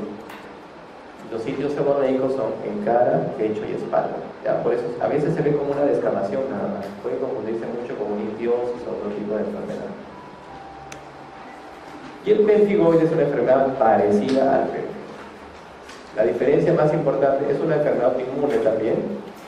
Aparece en pacientes mayores, pero abuelitos, ¿ya? Son abuelitos. Y las ampollas están a nivel subepidérmico, por debajo del epidérmico. Si ustedes se acuerdan, el pérfido vulgar y foliáceo, ambos están en epidermis, pero el pemfigoide está por debajo del epidermis, a nivel subepidérmico. Y lo que se afecta no es el dermosoma, sino lo que se afecta es el hemidermosoma. Los anticuerpos van contra los dermosomas. ¿Cuál es la clínica? Es totalmente distinta. Es un paciente abuelito, mayor, de 60 años, que presenta primero unas ronchas, unas lesiones tipo urticaria, ¿ya? Y luego empieza a presentar unas ampollas grandes. Son unas ampollas tensas, ampollas tensas. Esas ampollas no se rompen. Ustedes hacen Nikolsky y no se van a desprender. Son ampollas muy tensas y muy grandes. ¿Y por qué son ampollas tensas? Porque la membrana basal ejerce una protección, ¿ya? La membrana basal protege esas ampollas. La membrana, recuerden que esas ampollas se forman debajo del epidermis, ahí se forman. Y esta membrana basal va a ejercer una protección. Además, las ampollas pueden tener contenido seroso y hemático. Doctor, ¿por qué contienen sangre? Porque en la dermis ya hay vasos sanguíneos. Entonces, hay vasos sanguíneos que se comunican con las ampollas, por lo tanto son ampollas con sangre. Entonces, ampollas tensas con contenido sanguinolento y además tienen una base como tipo urticariforme, ¿no? Tiene una piel roja, como si estuvieran enronchada la piel y pica. Tratamiento para ambos es el corticoide por vía sistémica. El corticoide sistémico es de elección, ya sea para el pérfido, cualquiera que sea, y el pemfigoide. ¿Ya? Eso nada más el corte. Esa pregunta, vamos a ver, paciente de 80 años que presenta en ambas extremidades ampollas grandes, tensas, algunas con contenido sanguíneo sobre una base urticariana y con moderado prurito. No hay compromiso en estado general y la histopatología muestra lesiones subdérmicas, acá debe decir subepidérmicas, ¿ya? Con acúmulo de eosinófilos en la dermis papilar. La inmunofluorescencia muestra depósito lineal de IgG y de complemento 3. Ya con lo último ya digo, eso no lo hago, ¿no? Pero si yo me fijo solo en la clínica, un paciente abuelito que presenta además ampollas grandes y tensas, ya con eso ya tengo una idea. Algunas tienen contenido sanguíneo, incluso pica y tiene una base urticariana, hasta ahí yo ya sé el diagnóstico. Encima me dice que son ampollas subepidérmicas, entonces es un pemfigoide. Todos los pemfigos, en todos los pemfigos las ampollas son intraepidérmicas. En los pénfigos las ampollas son intraepidérmicas, cualquiera que sea, pénfigo cicatricial, petiforme, lo que quieran llamar. Entonces todos los pénfigos se van. Este no es, este no es, este no es. ¿Ya? Me quedaría nomás dermatitis petiforme y pemfigoide apoyar, y por la clínica es un pemfigoide apoyar. La dermatitis petiforme cursa con vesículas muy pequeñitas y escoriaciones, y le van a poner que tiene como antecedente intolerancia al gluten o enfermedad celíaca. No sé si lo vamos a ver ahorita. Aquí está. Dermatitis petiforme es una enfermedad también autoinmune, pluriginosa, pápulo vesicular. O sea, no hay ampollas grandes, son lesiones pequeñas. ¿Ya? ¿En qué parte aparecen? En superficies de extensión. Como antecedente, esos pacientes tienen intolerancia al gluten o enfermedad celíaca. Son lesiones muy pequeñas que incluso se parecen a un escabioso. Nosotros vemos la zona del glúteo, se parece a una escabiosis. La escabiosis también aparece aún en los codos y en la rodilla, entonces, y suele ser pruriginosa, entonces hay que diferenciarlo de una escabiosis, ¿ya? Pero este es un paciente que tiene un contexto de que tiene diarreas o tiene intolerancia al gluten. Así le van a poner en la pregunta. Cursa con ampollas subepidérmicas también, ¿ya? Pero el diagnóstico es clínico. El pérfido vulgar afecta principalmente las mucosas, ya que el principal antígeno de los anticuerpos es la... ¿Cuál es? 3, ya. La dermatitis enteriforme se asocia principalmente a ingesta de medicamentos, enfermedad celíaca, colitis ulcerativa, Crohn, amiloidosis celíaca. O le podrían también poner intolerancia al gluten, ¿ya?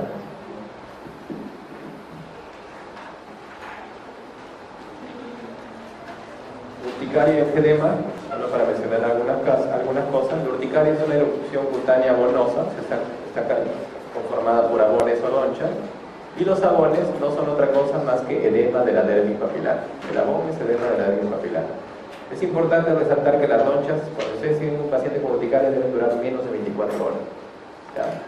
Pero yo cuando he tenido un paciente con ronchas, veo que le dura 1 o 2 semanas, sí, pero cada roncha debe durar menos de 24 horas. ¿Por qué es importante eso? Si ustedes tienen ronchas que duran más de 24 horas, deben descartar una urticaria vasculítica o lo que habíamos visto antes, la fase inicial de un pemfigoide. Los pemfigoides inician a veces como roncha.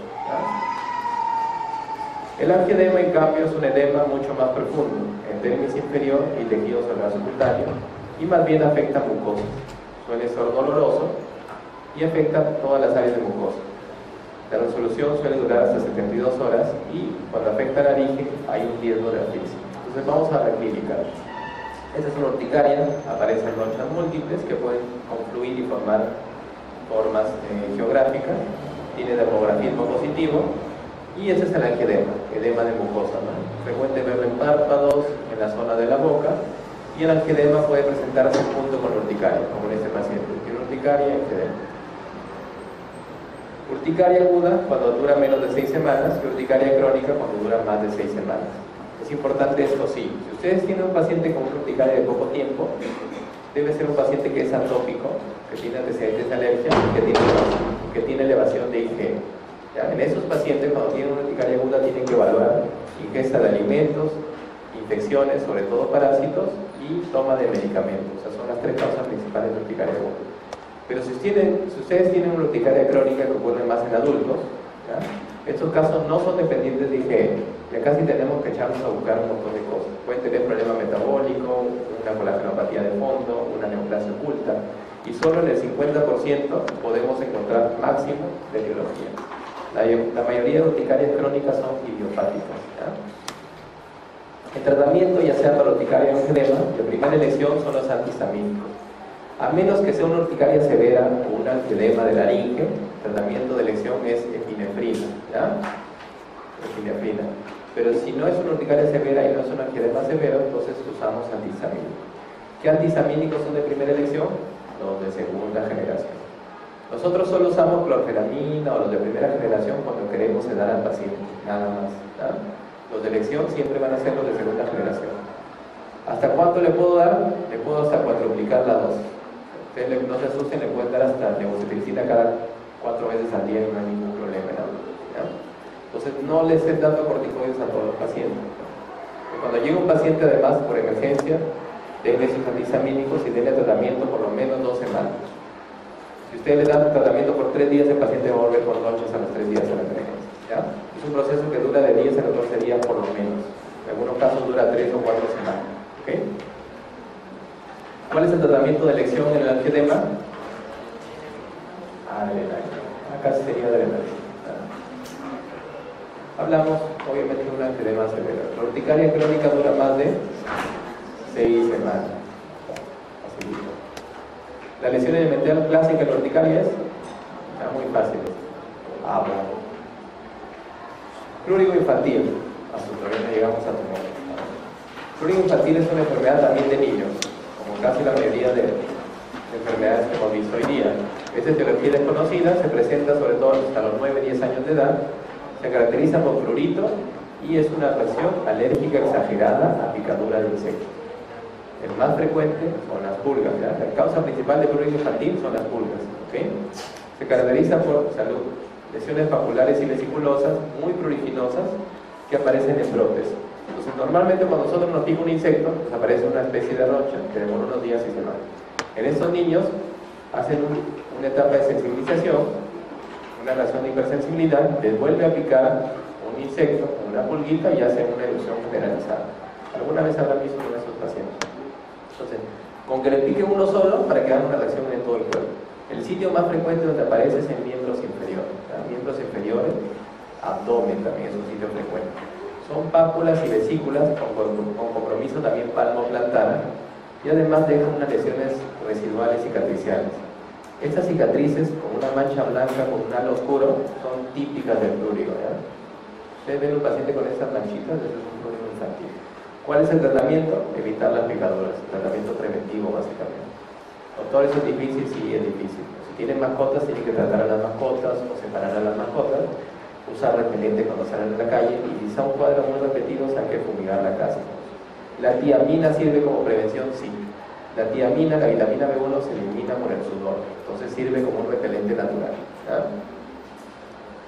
¿Cuál es el tipo de lesión que caracteriza el prurigo infantil? Vesículas principalmente en miembros superiores, pápulas pruriginosas en miembros superiores, máculas eritematosas en manos, equimos diseminadas en miembros inferiores, en ambos miembros, y exantema vesicular con polimorfismo regional. ¿Cuál es?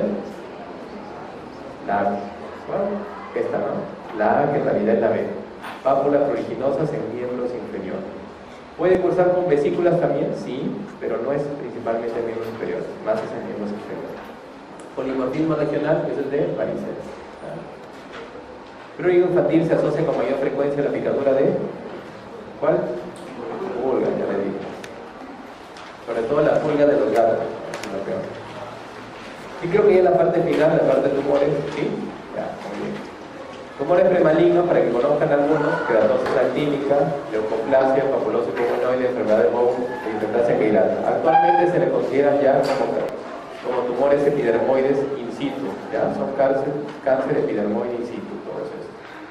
Vamos a ver algunos en las figuras. Pues si uno ve una figura se acuerda, si uno no lee no se acuerda.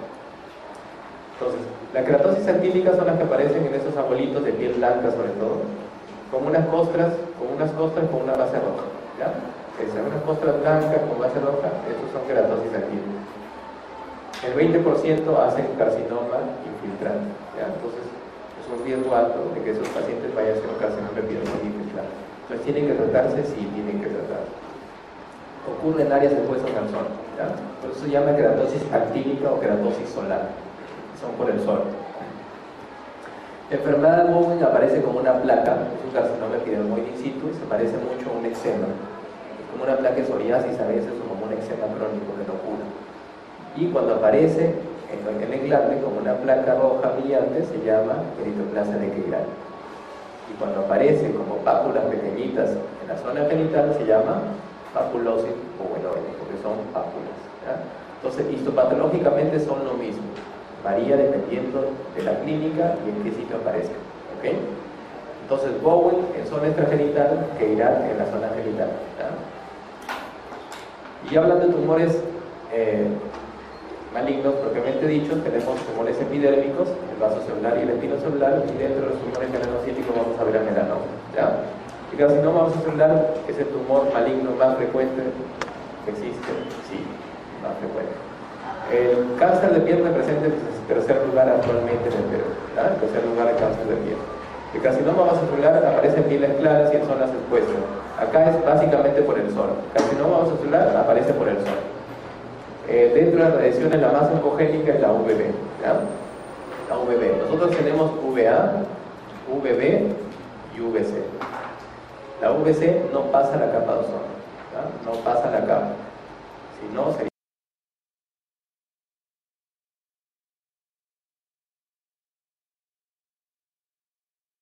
fatal, no pasa la capa de ozono. La UVA va a llegar hasta la dermis profunda, se va a ir hasta la grasa incluso. En cambio, el UVB se va a quedar más superficial, en la capa basal. Y en la capa basal están los queratinocitos basales. Entonces es por eso que produce mayor mutación a ese nivel, ¿ya? La VB es la más oncogénica. Entonces son abuelitos que tienen sobre todo una forma clínica tipo nodular, que es la más frecuente, la forma más frecuente es la nodular, y son unos nódulos que tienen unos bordes perlados. Esa es la característica. Esos bordes medio brillantes perlados es característico del vaso celular. El vaso celular aparece por el sol, por lo tanto aparece en zonas expuestas. Sitio más frecuente, cara. Sitio más frecuente, cara, ¿ya? Además se tiende a ulcerar y además aparecen unas venitas, telangiectasias, ¿ya? Entonces, nódulo con bordes perlados y telangiectasias, eso es un vaso celular. Cualquier herida que no cure, eso es un tumor maligno probablemente.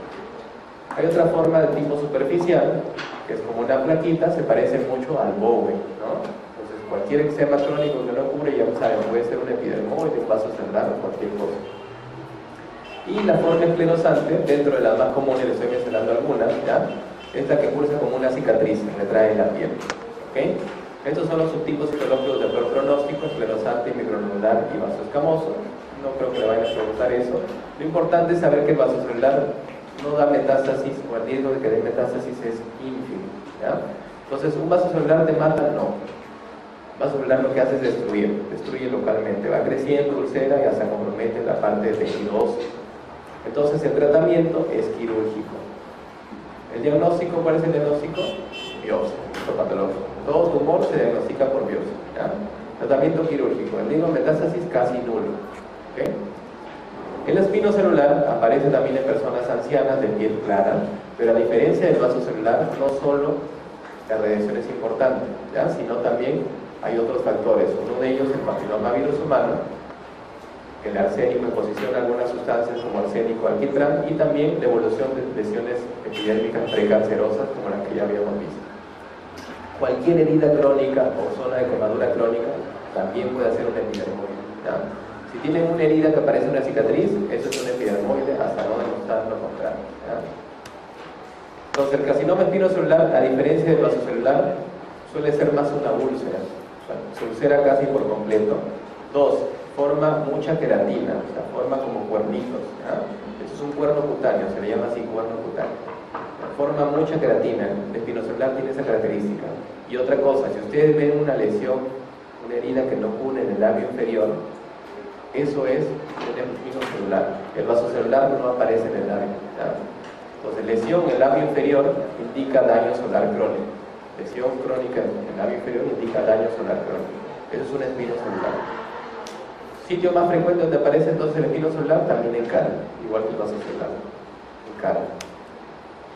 Ahora, el riesgo de metástasis varía. Si son espinocelulares de bajo riesgo, que aparecen en zonas en las que no hay mucho riesgo de metástasis, entonces la metástasis puede ir hasta un 3%.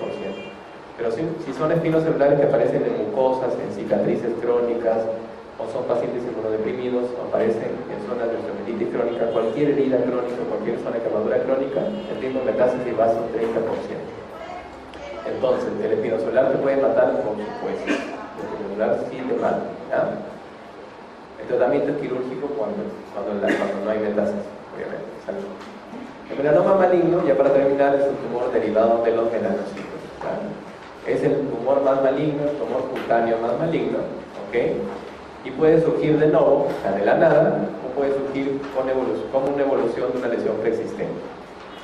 Es importante mencionar que el melanoma tiene una fase de crecimiento radial horizontal que puede durar de 1 a 2 años y luego empieza a profundizar en la fase de crecimiento vertical, ¿ya? Entonces, un melanoma puede ser detectado a tiempo, sí, ¿ya? Sí puede ser detectado a tiempo. Lamentablemente no suele ocurrir. Como lesiones precursoras de melanoma tenemos los neomelanocíticos displásicos.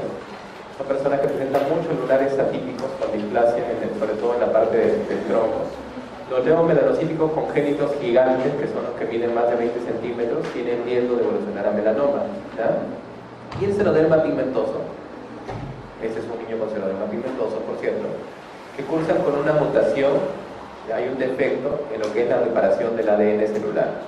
Normalmente cuando hay daño celular por la radiación ultravioleta, nuestro organismo repara ese daño. Esos niños tienen un defecto en la reparación. Entonces, si el niño se pone al sol desde muy pequeño, va a hacer tumores tanto a nivel ocular como a nivel cutáneo. Entonces, el eroderma pigmentoso, los tumores aparecen en ojos y en piel. Es un niño que tiene epidermoide y tiene melanomas, ¿ya? Y tiene recién 8 o 9 años de edad, ¿ya? Entonces, esos niños no pueden exponerse a eso desde pequeños, si no van a morir a temprana edad. Los que tienen mayor riesgo de venir en un melanoma de las lesiones precursoras son los neurodiplásicos, ¿ya? Los neurodiplásicos tienen mayor riesgo de devenir en un melanoma. Melanoma in situ es una definición histológica y se refiere cuando el melanoma no ha pasado la membrana basal, o sea, cuando está localizado en la epidermis, ¿ya? Mientras más plana sea una lesión, es porque menos ha profundizado. Si una lesión ya empieza a hacerse tumoral, exofítica hacia afuera, es porque más está profundizando. Entonces, si nosotros tenemos un melanoma in situ que no ha pasado a la epidermis, probablemente sea un melanoma plano. Puede ser un melanoma léntigo maligno o un melanoma de extensión superficial, ¿ya? Vamos a verlo. ¿Cuántos tipos de melanoma clínicamente tenemos? 4. Los principales son 4, ¿ya? Vamos a ver. El más frecuente en el Perú es este de aquí, lentiginoso ocral. Melanoma lentiginoso ocral es el más frecuente en el Perú. Doctor, entonces acá el sol no tiene nada que ver, no tiene nada que ver acá el sol. Por eso melanomas aparecen en las plantas, en las palmas y en las uñas. Y es el más frecuente, acá en el Perú representa como el 70% de todos los melanomas. Entonces, lunares o manchitas medias raras que tengan en las plantas, en los pies, o manchitas en las uñas, sobre todo si es en el primer dedo, en el dedo gordo, entonces tienen que chequearlo ya, porque puede ser un melanoma.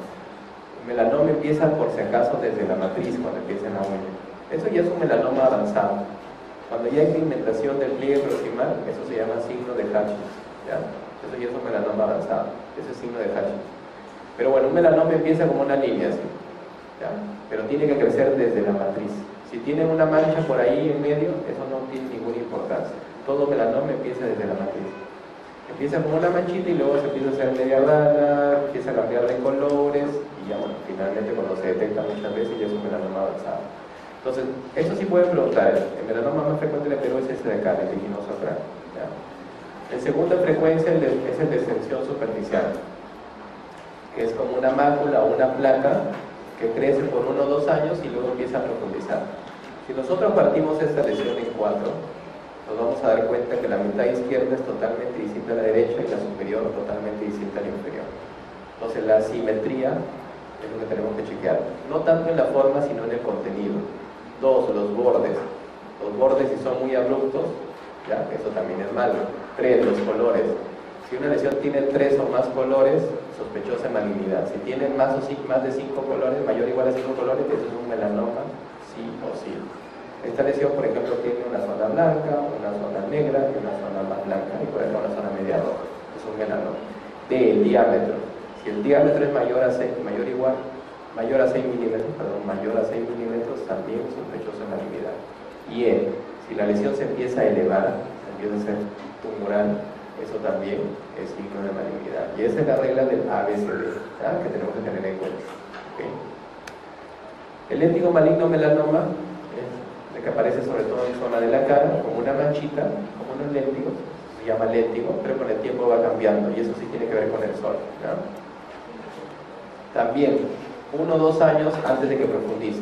Entonces, los que hemos visto en la extensión superficial y el melanoma maligno, digamos que pueden detectarse a tiempo. El melanoma nodular, este sí crece directamente verticalmente, o sea, no tiene una fase de crecimiento radial. Por lo tanto, sí suele ser un poco de pronóstico, porque cuando ya lo detectamos, ya profundizamos. ¿Ya? Entonces, puede presentarse totalmente oscuro, como la mayoría de los melanomas, pero también hay melanomas amelanóticos, que son los más difíciles de diagnosticar.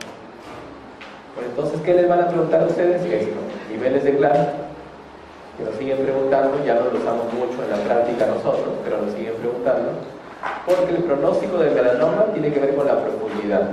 ¿Okay? El pronóstico tiene que ver con la profundidad, siempre y cuando no haya metástasis ganglionar. Si ya hay metástasis ganglionar, entonces la profundidad ya no es el principal factor pronóstico. ¿Okay? Ahí hay que hacer gangliosintimiento. Pero bueno, lo que se suele preguntar acá es esto. Paciente que no tiene todavía diseminación en ganglionar, ¿cuál es el principal factor pronóstico? La profundidad.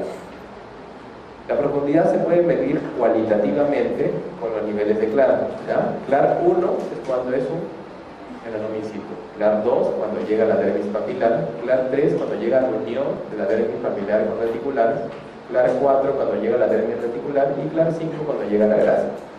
Eso ya no se usa. Lo que se usa ahora es esto, los niveles de Breslow, ¿ya? Los niveles de Breslow son una medida en milímetros, o sea, el patólogo ahí agarra y mide con su microscopio desde donde empieza la primera célula tumoral hasta donde llega. Todo eso en milímetros. Dependiendo de la profundidad es que hay un pronóstico de supervivencia, ¿ya? Esos puntos de corte ya han cambiado. Ahora, si el melanoma tiene menos de 1 milímetro de profundidad, es buen pronóstico, ¿ya? Apréndaselo así, menos de 1 milímetro, buen pronóstico, ¿ok? Ellos se llaman los niveles de Breslow. A veces el Breslow lo preguntan como grosor o espesor o profundidad, ¿ya? Pero es lo mismo. Es la medida en milímetros de la profundidad del tumor. El diagnóstico de melanoma, como todo tumor, tiene que ser definitivamente sí o sí con histopatología. El tratamiento, cuando se puede, es quirúrgico y cuando sí no, es paliativo. Si es un melanoma poco profundo, le vamos a dar hasta 1 centímetro de margen. Si es un melanoma ya profundo, le damos 2 centímetros de margen. Bueno, eso ya es más para la especialidad. Entonces vamos a ver esa pregunta. ¿Se considera un carcinoma epidermoide in situ excepto papulosis bobonoide, queratosis seborreica, queratosis actínica, enfermedad de Bowen y neoplasia de Queralt? ¿Cuál es? Los papulosis bobonoide, sí, yo sé que tienen duda en esta. Tienen duda en la queratosis. Queratosis actínica o queratosis solar. Entonces, esa sí puede venir un carcinoma epidermoide. La queratosis seborreica son esas, no sé si han visto, no les he puesto una foto. Son como unos lunares marrones o negros que aparecen sobre todo en personas mayores. En la cara, a veces en el pecho, ¿no? Son totalmente benignos. Tienen una superficie media puntuosa, como si fueran así medio blanditos, y resbala la piel cuando ustedes los cogen, ¿no? Esas son lesiones totalmente benignas, no tienen nada que ver con un carcinoma epidermoide.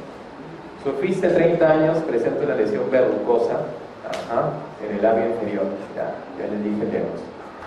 Única con eritroplaquia en el paladar. ¿Cuál es el diagnóstico más probable? Queratosis actínica, vasocelular, espinocelular, queratosis seborreica, melanoma maligno. ¿Vale? Ahora, ojo, ¿una queratosis actínica puede aparecer en el labio inferior? Sí. Pero acá hay otro signo que nos ayuda a pensar que es un cáncer, ya que ya es un cáncer de piel. De eritroplaquia, ¿ya? Ese es un enrojecimiento, es una placa que aparece en el paladar, que se asocia mucho a infiltración de epidermoides, ¿ok? Eritroplaquia. ¿Por qué es un paciente joven? Porque es un paciente que surfiste, es un paciente que se ha expuesto mucho al sol, ¿ah? Por eso es que tiene lesión. Entonces acá la clave es un carcinoma espinocelular, ¿ok? Labio inferior, recuerden, labio inferior es un espinocelular. El melanoma más frecuente en el Perú es el, que no deben dudarlo, lentiquinoso raro, ya, indiscutible. En cuanto a seroderma pigmentoso, son ciertas exceptos. Hay hipersensibilidad a la luz ultravioleta, aparecen tempranamente neoplasias cutáneas, aparecen tempranamente neoplasias oculares, existe una mutación en la filagrina o no existe tratamiento curativo. ¿Cuál es la clave? ¿Cuál? ¿Hipersensibilidad a la luz ultravioleta? Sí, definitivamente sí. Los niños no pueden exponerse ni siquiera deberían exponerse a la luz artificial, ¿ya? Porque también tiene potencial oncogénico. Aparecen tempranamente neoplasias cutáneas, sí, les dije que afecta la piel y los ojos. Existe una mutación en la filagrina nada tiene que ver acá, eso se afecta en la dermatitis atópica, eso tiene que ver con la humectación de la piel, ¿ya? No existe tratamiento curativo, verdad, no existe un tratamiento curativo, el tratamiento es preventivo, ¿ya? Preventivo. Una vez que aparecen los tumores ya nada se puede hacer. ¿Acabamos todavía? ¿Cuál es la característica más importante de la lesión para el pronóstico de un paciente con melanoma maligno? Grosor, diámetro, borde, color, vascularidad. El grosor, el espesor o el Breslow, así se lo pueden poner, ¿ya? O la profundidad. ¿Okay?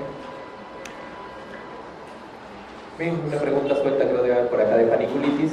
Vamos a ver eritema nodoso y eritema indurado de Basal. La paniculitis son inflamaciones del panículo adiposo. El panículo adiposo está formado por lobulillos y por septos que dividen esos lobulillos, ¿ya? Lobulillo, septo, ¿okay? Entonces el eritema nodoso es la paniculitis más frecuente. Es una paniculitis que aparece en jóvenes Y como toda paniculitis cursa con nódulos, ¿ya? La paniculitis cursa con nódulos. Las lesiones aparecen en la cara anterior de las piernas y son autolimitadas. Cara anterior de piernas son dolorosas, duelen, ¿ya? Y son autolimitadas. Y la paniculitis se va a localizar en esa zona, en el septo. ¿Ya? Hay inflamación a nivel del septo. ¿Okay? Ahora, ¿por qué aparece el eritema nodoso? Por cualquier cosa. O sea, es una paniculitis reactiva. Puede aparecer por infecciones, por enfermedades sistémicas, pero las que además deben recordar la infección por estreptococo, infección por tuberculosis y la sarcoidosis, ¿ya? Y en muchos casos es idiopática. Bueno, la cosa es como es una paniculitis reactiva, el curso es autolimitado. Así como viene, se va a ir, ¿ya? A diferencia del eritema indurado de Bazán, el eritema indurado de Bazán es una paniculitis que viene siendo una forma de tuberculosis cutánea. El eritema indurado de Bazán es una forma de tuberculosis cutánea, ¿ya? La paniculitis en lobulillar, las lesiones aparecen en la cara posterior de las piernas y que ven además acá, ven cicatrices, ¿ya? Dejan cicatriz. Las lesiones no suelen doler, pero dejan cicatriz. En cambio, el eritema nodoso se va y no deja ninguna marca. Puede dejar una manchita nada más, pero no deja cicatriz, ¿ya? Entonces, es importante hacer el diagnóstico. La diferencia sí, el eritema nodoso se trata eliminando el agente etiológico, le podemos dar AINES o incluso corticoides. En cambio, el tratamiento del eritema indurado de Bazán es con esto, tratamiento antituberculosal, ¿ya? Tratamiento anti-TB. Paciente con eritema indurado le dan esquema 1 de primera elección, ¿ya? El mismo esquema que usan para tuberculosis pulmonar, ¿okay? ¿Qué es el eritema nodoso entonces? Un nódulo reumático, una paniculitis por hipersensibilidad, una forma de tuberculosis cutánea, una forma de vasculitis, una forma de púrpura anafilaxoide. ¿Vale? ¿Vale? A ver, recordemos. Nódulo reumático no. La fiebre reumática puede causar con un nódulo, pero no es eritema nodoso. Una paniculitis por hipersensibilidad, yo creo que sí. Una forma de tuberculosis cutánea no. Una forma de vasculitis tampoco. Púrpura anafilaxoide menos. Entonces es una paniculitis por hipersensibilidad reactiva, ¿okay? El eritema nodoso agudo se caracteriza por tendencia a la resolución espontánea, ser indoloro, facilidad de ulceración, localizada más frecuentemente en la cara y nunca se acompaña de síntomas generales. ¿Cuáles? De solución espontánea, muy bien. Duele, sí duele, o sea que está. ¿Se ulcera? No. Si se ulcerara, dejaría cicatriz. El eritema nodoso no deja cicatriz. Se localiza sobre todo en las piernas y nunca, cuando vean, nunca esa mancha. ¿Acabamos? Muy bien, gracias.